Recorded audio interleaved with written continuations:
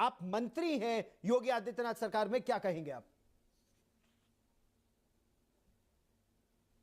देखिए, पहली चीज तो गौरव मैं ये बताना चाहता हूं कि ये इस तरह से छोटे छोटे जो मौलाना अपने को सो कॉल्ड मौलाना कहते हैं और इस तरह की बातें करते हैं निकलकर, जिससे समाज में एक भ्रांति पैदा होती है, एक गलतफहमी पैदा हो जाती है लोगों के बीच में। ऐसा ही आपको याद होगा कभी जब हमारे यहाँ इसको लेकर वैक्सीन चल रही थी, पोलियो को लेकर, तो पोलियो ड्रॉप्स में भी ऐसे ही लोगों ने किया था और इस तरह गुमराह कर दिया था तमाम हमारे मुस्लिम समाज के लोगों को कि तमाम बच्चे अपंग हो गए।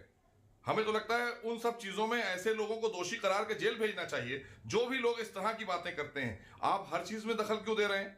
आपके पास कौन सा पैरामीटर है? आप कहां से ले आए कि इसमें सुअर की चर्बी मिली हुई है?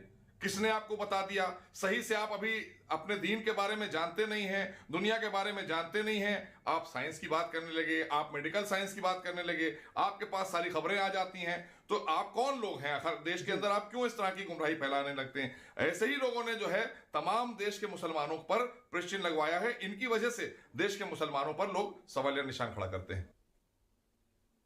आप एक बहुत बड़ी बात कर रहे हैं कि दीन के बारे में ज्ञान हो ना हो, समाज के बारे में हो ना हो, हेल्थ केयर के बारे में हो ना हो, लेकिन इस तरह के वो बयान जारी कर देते हैं। लेकिन आपकी दृष्टि में क्या इससे लोगों के मन में डर पैदा हो सकता है? My question is very simple.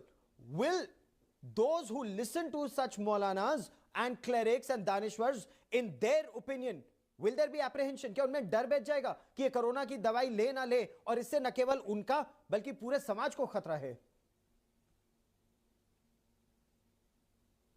नहीं, बिल्कुल होंगे। जिस तरह से पोलियो ड्रॉप्स में हुए थे, और ये इस तरह के लोग गुमराह करने के लिए ही, ये किसी और के लिए काम करते हैं। ये लोग, ये जो सो कॉल्ड मौलाना बनकर बैठते हैं, आपके टीवी चैनल्स में डिबेट करते हैं, ये तमाम हमारे उन आलिम दीन पर सवाल खड़ा कर देते हैं जो आपके पास नहीं आते हैं, जो टीवी चैनल्स पे जाने से गुरेज करते हैं। ये अपनी दुकान चलाने के लिए, इन्हें अपनी दुकान चलानी है, इनको शरीयत के बारे में कुछ नहीं पता है, ये शरीयत की एबीसीडी नहीं जानते हैं। इन्होंने एक चोला पहन लिया है शरीयत मुसलमान का, दाढ़ी रख ली है, टोपी लगा ली है, बैठ गए आकर। अब बैठ गए तो जाहिर सी बात है जो बेचारे अनपढ़ मुसलमान हैं, जिनको इन्होंने पढ़ने लिखने नहीं दिया, ये खुद भी पढ़े लिखे नहीं है, खाली ये अपनी सूरत शक्ल बनाकर बैठे हैं और यहां गुमराह करने आ गए हैं। इनको शरीयत नहीं पता है। शरीयत में यहां तक है कि अगर जान बचाने के लिए सुअर का गोश्त खाना पड़े तो खा लीजिए, अगर जान बचाने के लिए शराब पीना पड़े तो पी लीजिए। ये खूब जानते हैं, अच्छी तरह से जानते हैं, लेकिन ये गुमराह कर रहे हैं। ये इस्लाम के ठेकेदार बनकर और हमारे देश के अंदर अपने तमाम मुसलमानों पर सवालिया निशान उठवाते हैं। ऐसे ही लोगों के लिए मैं चाहता हूं कि अगर ये नहीं मानेंगे तो हमारे तमाम और मुस्लिम धर्मगुरुओं को आगे आना चाहिए, जो वाकई में समाज के लिए काम करते हैं, जो समाज सेवा करते हैं, जिनको लोगों में मान्यता है, उनको आगे आना चाहिए और ऐसे लोगों पर भी एक सवालिया निशान खड़ा करना चाहिए कि इन लोगों को नहीं मान्यता मिलनी चाहिए। इन्हें किसी ने मान्यता नहीं दी है। ये कोई अपनी एकेडमी बना लेते हैं, कोई अपनी संस्था बना लेते हैं, 4 लोगों ने बना ली। जैसे मैंने कहा था कि all India Muslim personal law board है, 4, 6, 10 लोगों की बनाई हुई संस्था है, करोड़ों लोगों के बारे में बता देंगे कि साहब इनकी ठेकेदारी हम करते हैं। तो ये कोई लोग नहीं है, ये सिर्फ गुमराह करने का काम करते हैं और इंसानी जानों से खिलवाड़ करने वाले लोग हैं। इसलिए ऐसे लोगों की मान्यता भी नहीं होना चाहिए और इनके ऊपर कड़ी कार्रवाई भी होना चाहिए। अगर ये गुमराह करने का काम कर रहे हैं और जांच कराई जाए और जांच में दोषी पाए जाए तो ऐसे लोगों को जेल भी भेजना चाहिए। प्रश्न यहां पर यह उठता है, बड़ी बात कह रहे हैं, you are saying that action should be taken against such elements, but should the उलेमा, should the intellectuals, when they hold meetings like the one that was held either in Mumbai or in Uttar Pradesh or elsewhere, should they actually interfere when it comes to sensitive things like healthcare, when it comes to life, or should doctors have the last word, or administration in these matters? Should that be left to experts, sir? देखिए, हमें लगता है कि अगर आप देखें तो doctors को आमतौर से हमारे देश में, जो स्वास्थ्य सेवाओं में डॉक्टर्स होते हैं, उनको भगवान कहा जाता है। उनको इसलिए भगवान कहा जाता है कि वो सबकी जान बचाने के लिए अंतिम प्रयास करते हैं अपना स्वास्थ्य सेवाओं के जरिए। तो स्वास्थ्य सेवा भी एक धर्म है, इसलिए वो अपने धर्म का निर्वाह कर रहे हैं। और आप अगर धार्मिक हैं तो आप अपने धर्म का निर्वाह करिए, लोगों को बताइए, जागरूक करिए कि ये वैक्सीन आई है, जान बचाने के लिए है, आपका स्वास्थ्य बेहतर रहेगा, आपको कोरोना नहीं होगा। लेकिन अगर आप ये राय दे रहे हैं कि नहीं हम नहीं लगवाएंगे, तो हम आपको भी बताना चाहते हैं मौलाना साहब कि इस्लाम धर्म में या किसी भी मजहब में खुदकुशी हराम होती है और हराम काम करने के लिए आप लोगों को बताएंगे, ये आप टीवी पर बैठ के कहेंगे कि हम तो नहीं लगवाएंगे, क्यों हमें नहीं होगा, तो ये तो हराम काम हो गया ना। इस्लाम अगर दीन की आप नजर से देखेंगे तो ये हराम काम हो गया। हराम काम करने की बात आप बैठ के कर देंगे, यहां पर गुमराह करने के लिए आप आ जाएंगे। लेकिन जो सही काम है, जो स्वास्थ्य सेवाएं हैं, वो जनहित की होती हैं, जनता के हितों के लिए होती हैं, लोगों को बचाने के लिए जो भी वैक्सीन बनती हैं वो वायरस को रोकने के लिए होती हैं कि इंसानी जाने ना जाए, इंसानों को परेशानी ना हो, इसके लिए होती हैं। तो इसमें आप कहां टीका टिप्पणी करने लगे? आप अपना काम करिए, जो आपको बताया गया है, इखलाक, मोहब्बत, भाईचारे की बात करिए ना जी।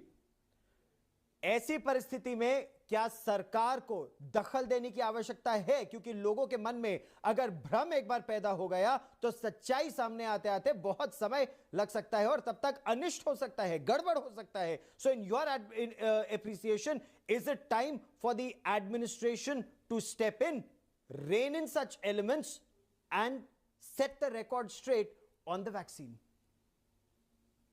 देखिए गौरव, साफ सी बात है कि इन सब कार्यों में जो भी लोग बाधा बने उनके खिलाफ कार्रवाई होना चाहिए, क्योंकि जनहित का काम है ये। सरकारें जो भी काम करती हैं वो पूरे अपने राज्य या देश के लोगों के लिए, उनके उत्थान के लिए काम करती हैं। अगर कोई वैक्सीन आ रही है और सरकार उस वैक्सीन को लेकर आ रही है, उसमें तमाम विशेषज्ञ बैठते हैं जो स्वास्थ्य सेवाओं से जुड़े होते हैं, फिर उसमें परीक्षण होता है, तब ये चीज बनकर आती है। और अगर इस तरह से कोई भी व्यक्ति इस तरह की चीज पर प्रश्न चिन्ह लगाता है या गुमराह करने का काम करता है तो उसके खिलाफ कार्रवाई होना चाहिए। और मैं तो यहां पर एक बात जरूर कहना चाहूंगा कि बार बार मैं कह रहा हूं कि आप हद से सिवा मत जाइए, कि अगर जनहित के लिए आप कोई कार्य हो रहा है उसमें बाधा बनने का प्रयास करेंगे तो फिर उसके लिए भी एक कानून लाया जाएगा। और फिर जब कानून लाया जाएगा तो फिर आप सड़कों पर खड़े होंगे, लोगों को फिर गुमराह करेंगे, फिर नारे लगाएंगे। तो ये ऐसे लोगों को चिन्हित करना चाहिए, हमारे समाज को भी, खास करके हम अपने मुस्लिम समाज से भी अपील करेंगे कि इस तरह के लोगों को कतई भी अपने यहां, अपने लोगों के बीच में कोई मान्यता मत दीजिए, क्योंकि यही लोग हैं जो गुमराह कर रहे हैं, जिनकी वजह से आज हम हाशिए पर पड़े हुए हैं। इन्हीं की वजह से हम पिछड़ रहे हैं।